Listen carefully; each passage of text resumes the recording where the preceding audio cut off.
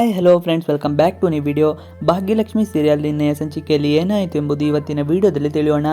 Video ತುಂಬ interesting ಆಗಿರುತ್ತೆ, ಕೊನೆವರೆಗೆ ನೋಡಿ. ವಿಡಿಯೋ ನೋಡಿದ ಕೂಡಲೇ ಸಬ್ಸ್ಕ್ರೈಬ್ ಬಟನ್ ಮೇಲೆ ಕ್ಲಿಕ್ ಮಾಡಿ, ಹಾಗೆ ಒಂದು ಲೈಕ್ ಅನ್ನು ಕೊಡಿ. ಭಾಗ್ಯಲಕ್ಷ್ಮಿ ಸೀರಿಯಲ್ ಶ್ರೇಷ್ಠ ಸ್ವಾರ್ಥ ಆತಂಕದಲ್ಲಿ ಭಾಗ್ಯ ಹಾಗೂ ಕುಟುಂಬ. ಈ ಕಡೆ ಮಗಳು ಅಪಘಾತದಿಂದ ಸಾವು ಬದುಕಿನ ನಡುವೆ ಹೋರಾಡುತ್ತಿದ್ದರೆ, ಅತ್ತ ತಾಂಡವ್ ಯಾವುದೇ ಪರಿವೇ ಇಲ್ಲದೆ ಮತ್ತೊಂದು ಎಂಗೇಜ್ಮೆಂಟ್ನ ಸಿದ್ಧತೆಯಲ್ಲಿದ್ದಾನೆ.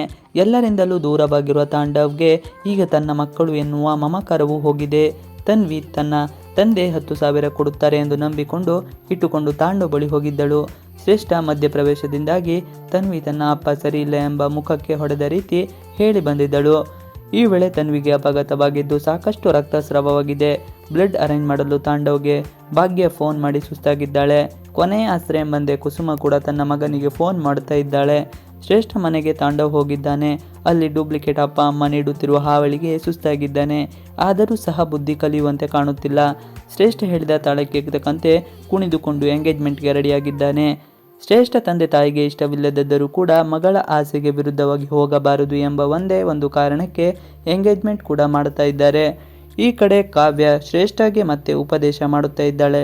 ಕುಸುಮ ಆಂಟಿ ಹಾಗೂ ಭಾಗ್ಯ ನೆಮ್ಮದಿ ಹಾಗೂ ಖುಷಿಯ ಮೇಲೆ ನೀನು ಸಮಾಧಿಯನ್ನು ಕಟ್ಟಿ ಖುಷಿ ಪಡುತ್ತಾ ಇದ್ದೀಯ ಎಂದು ಬೈಯುತ್ತಿದ್ದಾಳೆ. ಆದರೆ ಶ್ರೇಷ್ಠಗೆ ತನ್ನನ್ನು ಮನೆಯಿಂದ ಹೊರಗಡೆ ಹಾಕಿದ್ದೇ ದೊಡ್ಡ ತಪ್ಪು ಅಂತ ಕಾಣಿಸುತ್ತಿದೆ. ಅಂದು ನನಗೆ ಮನೆಯಿಂದ ಹೊರಗೆ ಹಾಕಿದರು, ನಾನು ಕೂಡ ಅವರನ್ನು ಮನೆಯಿಂದ ಹೊರಗೆ ಹಾಕುತ್ತೇನೆ ಎಂದು ಹೇಳುತ್ತಿದ್ದಾಳೆ. ಈ ಶ್ರೇಷ್ಠ ಮುಂದೆ ಇರುವ ಗುರಿ ಎಂದರೆ ತಾಂಡವನ ಮದುವೆಯಾಗಿ ತಾಳಕ್ಕೆ ತಕ್ಕಂತೆ ಕುಣಿಸುವುದು ಆಗಿದೆ. ಮನೆಗೆ ಬಂದವರು ತಾಂಡವನನ್ನು ನೋಡಿ 45 ವರ್ಷ ಮೇಲೆ ಆಗಿರುವಂತೆ ಕಾಣಿಸ್ತಾ ಇದೆ ಎಂದು ತಾಂಡವ್ ಮುಂದೆ ಹೇಳಿದ್ದು ಇದು ತಾಂಡವ್ಗೆ ಬೇಸರಕ್ಕೆ ಕಾರಣವಾಗಿದೆ. ಡೂಪ್ಲಿಕೇಟ್ ಅಪ್ಪ ಅಮ್ಮ ಸಹ ತಾಂಡವ್ಗೆ ಇರಿಟೇಟ್ ಆಗುವ ರೀತಿಯಲ್ಲಿ ನಡೆದುಕೊಳ್ಳುತ್ತಾ ಇದ್ದಾರೆ. ಸ್ವಾರ್ಥದಿಂದ ನಡೆದುಕೊಂಡ ಶ್ರೇಷ್ಠಗೆ ಭಾಗ್ಯ ತನ್ನ ಗಂಡ ಎಲ್ಲಿದ್ದಾನೆ ಎಂದು ಕೇಳಿಕೊಂಡು ಫೋನ್ ಮಾಡಿದ್ದಾಳೆ. ಭಾಗ್ಯ ಯಾಕೆ ಎಂದು ಶ್ರೇಷ್ಠ ಕೇಳಿದಾಗ ಭಾಗ್ಯ ತನ್ವಿಗೆ ಆಕ್ಸಿಡೆಂಟ್ ಆಗಿದೆ, ಅವಳಿಗೆ ಈಗ ಬ್ಲಡ್ ಅವಶ್ಯಕತೆ ಇದ್ದಾಗ ಇದೆ ಎಂದು ಹೇಳುತ್ತಾಳೆ.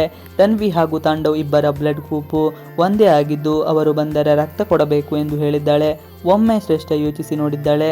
ತಾಂಡವ್ಗೆ ಏನಾದರೂ ಈ ವಿಷಯ ಗೊತ್ತಾದರೆ ಎಂಗೇಜ್ಮೆಂಟ್ ಬಿಟ್ಟು ಓಡಿ ಹೋಗುತ್ತಾನೆ, ಆಗ ನನ್ನ ಮದುವೆ ಮತ್ತಷ್ಟು ಮುಂದಕ್ಕೆ ಹೋಗುತ್ತದೆ ಎಂದುಕೊಂಡು ಭಾಗ್ಯ ಬಳಿಯಲ್ಲಿ ಸುಳ್ಳು ಹೇಳುತ್ತದೆ. ಆಕ್ಸಿಡೆಂಟ್ ವಿಷಯ ತಿಳಿದರೂ ನಾಟಕ, ನೆಟ್ವರ್ಕ್ ಸಿಗದ ರೀತಿಯಲ್ಲಿ ಮಾತನಾಡಿ ಫೋನ್ ಕಟ್ ಮಾಡುತ್ತಾಳೆ ಶ್ರೇಷ್ಠ.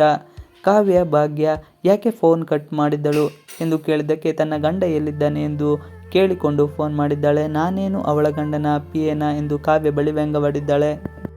ನಾನು ನನ್ನ ಎಂಗೇಜ್ಮೆಂಟ್ ಮಾಡಿಕೊಳ್ಳಲು ತುಂಬ ಚೆನ್ನಾಗಿ ರೆಡಿಯಾಗುತ್ತಾ ಇದ್ದೇನೆ, ಅದಕ್ಕೂ ಕೂಡ ಕಲ್ಲು ಹಾಕಲು ಬರುತ್ತಾರೆ ಎನ್ನುತ್ತಾಳೆ. ಕಾವ್ಯ ಈ ವೇಳೆ ನಿನ್ನ ಅಪ್ಪನ ಹಾರ್ಟ್ ವೀಕ್ ಇಲ್ಲ ಎಂದಿದ್ದರೆ ಎಲ್ಲ ಸತ್ಯ ನಾನೇ ಹೇಳಿಬಿಡುತ್ತದೆ ಎಂದು ಶ್ರೇಷ್ಠಗೆ ಹೇಳಿದ್ದಾಳೆ. ತನ್ವಿಗೆ ಅರೇಂಜ್ ಆಗದ ಬ್ಲಡ್. ಭಾಗ್ಯ ಎಲ್ಲ ಕಡೆ ಬ್ಲಡ್ ಹುಡುಕಿ ಸಾಕಾಗಿದೆ. ಇದೇ ವೇಳೆ ಡಾಕ್ಟರ್ ಬಂದು ಬ್ಲಡ್ ಅರೇಂಜ್ ಆಯ್ತಾ ಎಂದು ಕೇಳಿದಾಗ ಭಾಗ್ಯ ನೀವೇ ಬ್ಲಡ್ ಅರೇಂಜ್ ಮಾಡಿಕೊಳ್ಳಿ, ಹಣ ಎಷ್ಟು ಖರ್ಚಾದರೂ ಪರವಾಗಿಲ್ಲ ಎಂದು ಹೇಳಿದ್ದಾರೆ. ಈ ವೇಳೆ ಡಾಕ್ಟರ್ ನಾವು ಕೂಡ ಎಲ್ಲ ಕಡೆ ಹುಡುಕಿಸಿದ್ದೇವೆ, ಆದರೆ ಎಲ್ಲಿಯೂ ಕೂಡ ನಮಗೂ ಸಿಕ್ಕಿಲ್ಲ, ಆದಷ್ಟು ಬೇಗ ಬ್ಲಡ್ ಅರೇಂಜ್ ಮಾಡಿ ಎಂದು ಹೇಳಿದ್ದಾರೆ. ಮಗಳಿಗಾಗಿ ತಾಂಡವ್ ಬರ್ತಾನ.